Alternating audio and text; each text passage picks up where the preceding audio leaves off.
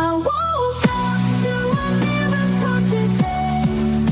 Triggers bay as I find my way. No judgment to lead astray.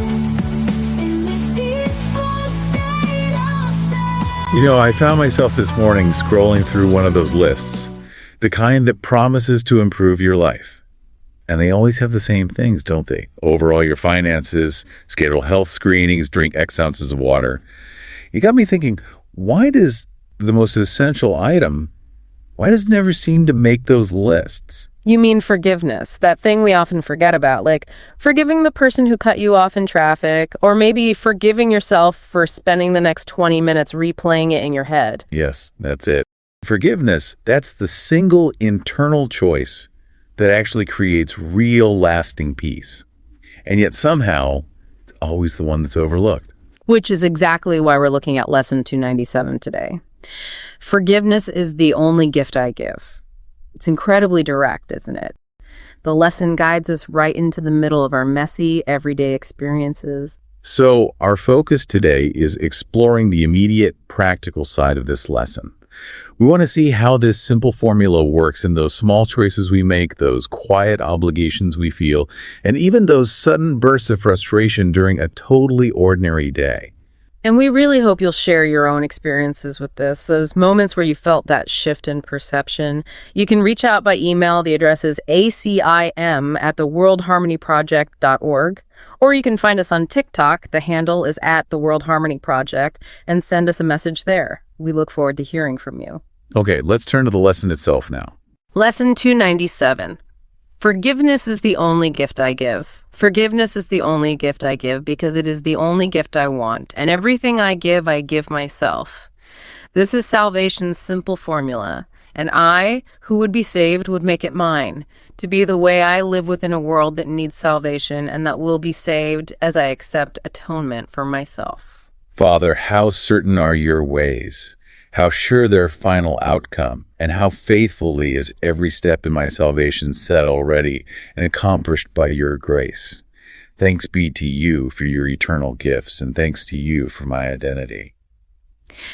When we consider that opening line, forgiveness is the only gift I give, it immediately sets up this contrast, doesn't it? A contrast between what we think we're giving out into the world and what the ego insists on offering instead. The ego, it seems quite generous with complications. It's always handing out advice, issuing explanations, piling up excuses, and maybe worst of all, it keeps depositing guilt. Oh, absolutely. And when conflict shows up, the ego trades in things that look like resolution, but they're really just tools for justifying ourselves, aren't they?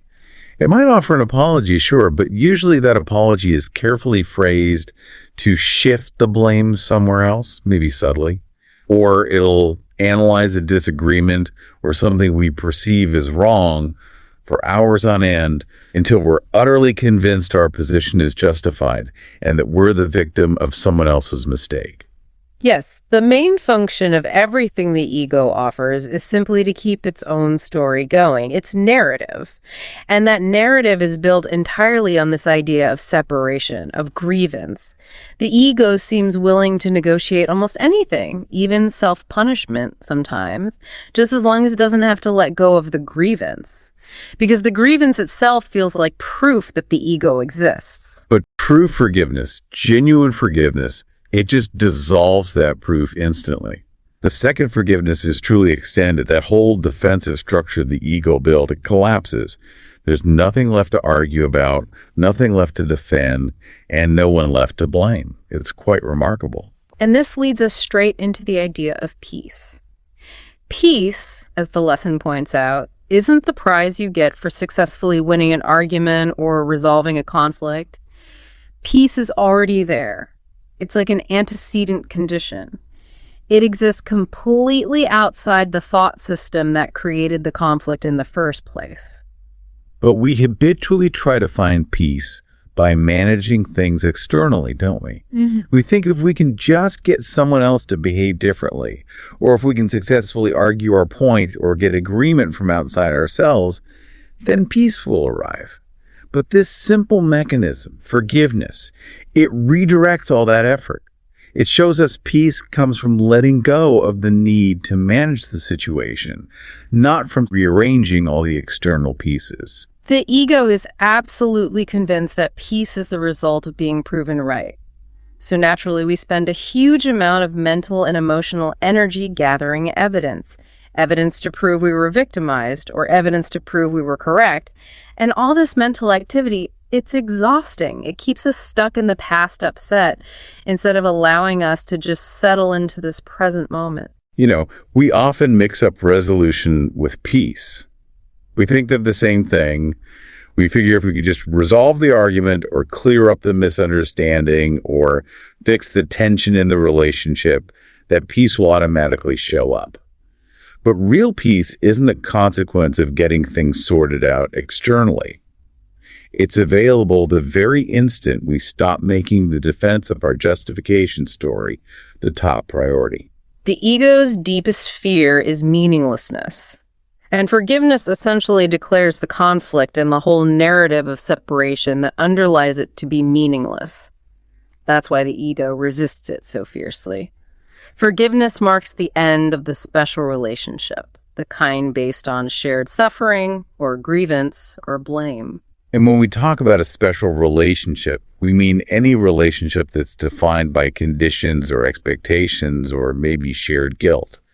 Even the relationship we have with our own suffering can be special in this sense. Forgiveness transforms that special hate or that special complaint into what's called a holy relationship. That's one where the focus shifts to shared truth instead of shared error. So forgiveness becomes the practical way we shift our focus. The ego loves complexity, conditions, long checklists, promising peace only after every single condition has been perfectly met. This lesson just gives us the direct path. Forgiveness is the simple formula. It's always the quickest route.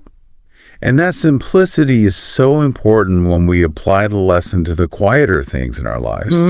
Those low-level internal maintenance tasks we seem to perform every day. The burdens that maybe don't escalate into a full-blown argument, but they still drain our energy and undermine our peace. That kind of internal maintenance, it often comes from what the lesson calls everything I give. We find ourselves maintaining things that don't actually need managing, often because we're afraid of what might happen if we let them go. I noticed this pattern myself a few years back, specifically with online connections. I realized I was still connected to dozens of people, former coworkers, casual acquaintances, friends of friends, people I hadn't actually spoken to in years, and honestly had no real intention of contacting. Yet whenever their posts popped up in my feed, there was this little sharp feeling of tension.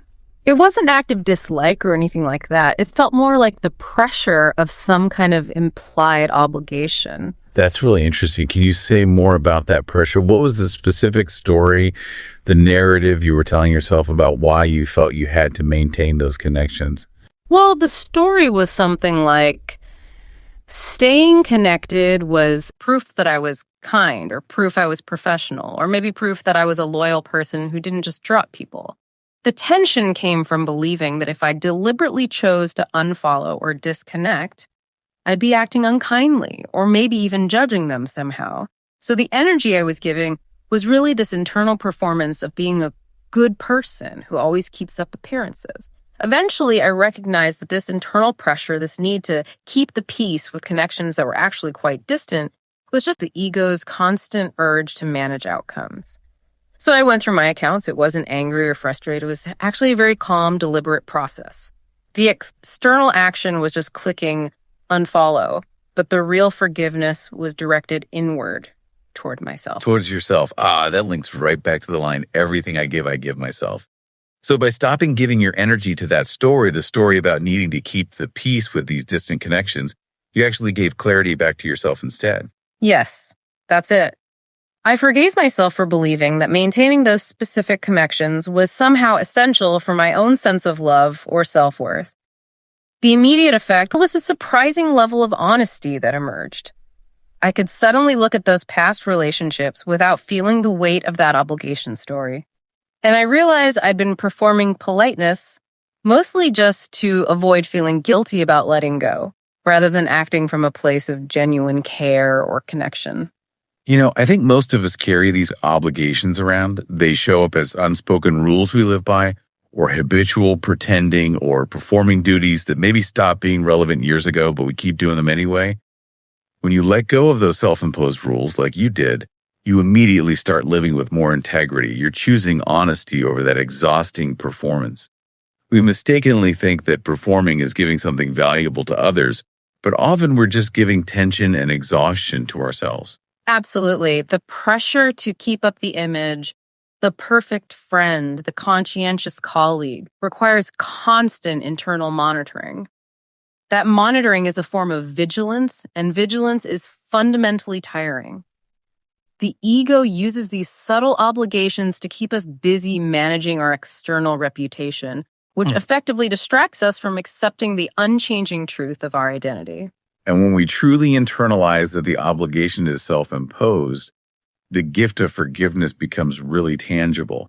You weren't changing the external relationship of those online contacts. You were changing your internal relationship with your own sense of worth, your own sense of duty.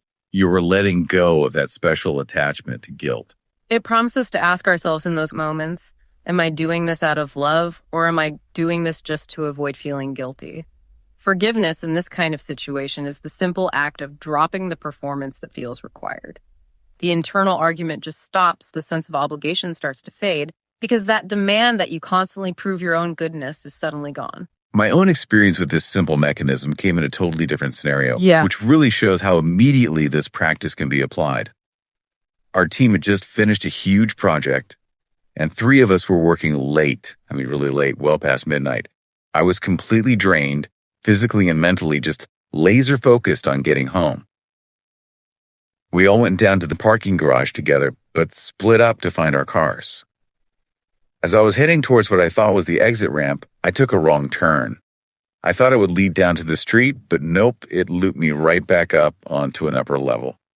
That exhaustion instantly flipped into this sharp, intense frustration. That internal argument, this should not be happening right now.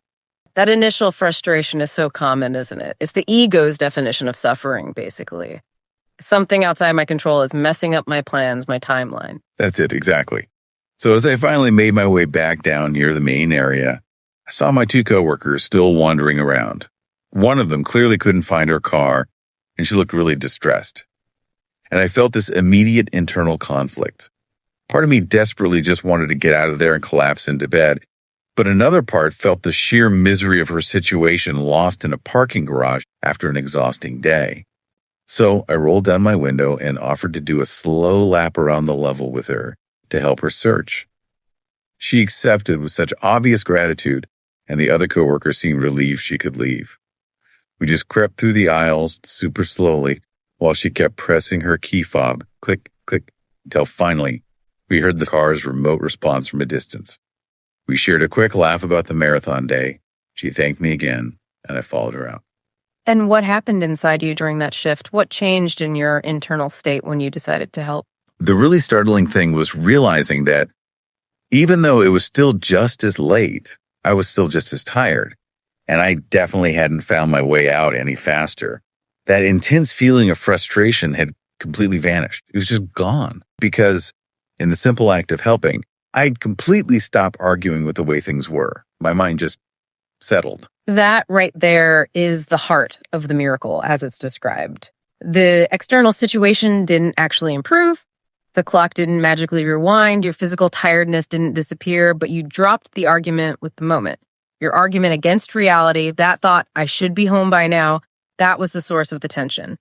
The second you released the need to control the timeline, your attention was freed up for a much kinder, more constructive response than simple impatience. It really highlights the difference, doesn't it? The difference between demanding the world bend to my expectations and simply meeting the present moment exactly as it is. By forgiving the situation, by letting go of the grievance that the universe somehow owed me a quick exit, the frustration just had nowhere left to stick. It's a perfect illustration of the formula in action. Everything I give myself. When you released your grip on needing control, you gave the gift of assistance to your coworker, yes, but the immediate gift you received was internal peace for yourself. The act of giving turned out to be the fastest way out of your own suffering in that moment. Yes. And that really challenges the ego's idea that forgiveness has to be some kind of sacrifice. I had initially assumed that stopping to help would just prolong my own suffering, make me later more tired. But it was actually the quickest way to relieve the burden of my own impatience. My focus shifted entirely from, oh, I am suffering, to, look, someone needs help. And my own frustration just faded instantly. You know, when we feel upset, we almost always misidentify the cause. We think the problem is the traffic jam or that person's comment or the confusing parking garage loop. But if we slow down enough to look, we often realize the upset is actually rooted in carrying around an old story, something unfinished, maybe a past resentment or a chronic feeling of entitlement that we keep insisting on dragging into the present moment. Forgiveness is simply the decision to stop carrying that weight forward. That refusal to keep dragging the past into the present, that's the real turning point. It doesn't mean I don't take responsibility for how I respond right now, but forgiveness lets me do that without piling on extra layers of self-imposed guilt or blame. Guilt is so often the thing that makes life feel hard and unmanageable, much more than the situation itself. It's all the extra weight we add to whatever's happening. And we tend to cling to that psychological weight because on some level, we believe it gives the situation meaning. If what happened felt unfair, holding on to the hurt seems to validate our experience. It preserves our identity as the one who was wronged, the justified victim. But that victim identity, while it might feel validating for a moment, is incredibly costly in the long run. It keeps us anchored firmly in history and prevents us from truly accepting atonement. Atonement, which the prayer mentions, is the core mechanism here. It's not about punishment or sacrifice. It's the simple acceptance that the error, the separation from peace, never actually happened in reality. It was a mistake in perception, a self-made error that never truly affected our real nature. Forgiveness is how we actively apply atonement in our lives. When we add guilt onto an already challenging situation, we're not helping solve anything. We're actually making our own inner state heavier, more resistant to finding peace or clarity. Guilt and blame are like emotional anchors that keep the mind from settling down. Removing that added weight often makes the external situation feel suddenly manageable, or sometimes even completely irrelevant to our state of mind. And the prayer in the lesson concludes with this powerful declaration, one that points us beyond just the mechanics of grievance. Thanks be to you for my identity. This is the foundational idea that truly has the capacity to stop that endless mental looping, that constant need to defend ourselves. Yes, that affirmation serves as a reminder. It reminds us that beneath the immediate story, the story of the tired worker, the obligated friend, the person stuck in traffic there, is a self. A magnificent self that needs absolutely no defense, no proof, no justification for its existence. This true identity, sometimes called the Christ self, is eternal, unchanging, and utterly untouched by things like parking garage delays or fading social media connections. Because if we only identify as that tired worker or that obligated friend, we're stuck within the limits of that small, needy identity. And that small self constantly demands validation and needs to control things. Yeah. But remembering our deeper identity, that allows us to choose how we perceive things, how we respond, without all that intense internal pressure. When we start to accept our true identity as already whole, already complete, the need for external validation or external control just naturally begins to evaporate. The gift of forgiveness then stops feeling like something we reluctantly have to offer to others. Instead, it becomes the only thing we genuinely want for ourselves. The release from that limiting, heavy, burdensome story of who we thought we were. That recognition is what stops the exhausting mental hamster wheel of, oh, I should have done that differently, or they were so wrong. Those thought cycles only reinforce the belief that we're small and vulnerable. Remembering our real identity sets us free from that internal pressure cooker. And this is why these workbook lessons are so deeply practical. They're showing us, step by step, how to make a functional shift in our perception right here, right now, in real-time, everyday situations. Whether you're scrolling through a social media feed, circling a parking structure yet again, or dealing with the disappointment of some commitment someone else didn't fulfill, the simple formula is always available. It's a tool for immediate interruption. It allows you to stop that old pattern of suffering before it really takes root, without having to wait for external circumstances to change or finally align with what you desire. Forgiveness is the key that lets us accept atonement for ourselves right now, instantly lifting that heavy anchor of the past. So today's lesson really gives us actionable instruction. Forgiveness isn't some abstract philosophical idea to ponder. It's a practical mechanism, a tool we can actively use right in the middle of the chaos of a parking garage, or within the quiet tension of a friendship that's run its course, or even against that persistent inner voice of blame and self-pity. We don't need to be in the right mood. We don't need permission from anyone else. We don't even need time to pass before we can start this practice. Forgiveness is simply how we choose to release the massive burden of grievance we've been carrying around. And every single time we choose to release that burden, we remember a little more clearly the unwavering, peaceful truth of our own identity. If this lesson sparked a moment of clarity for you today, or maybe initiated a shift in how you see things, we would genuinely love to hear about it. Please feel free to send us an email. The address again is acim@theworldharmonyproject.org, or you can always message us on TikTok at The World Harmony Project. Thanks so much for joining us today. We look forward to sharing another lesson on A Course in Miracles and Practice with you next time.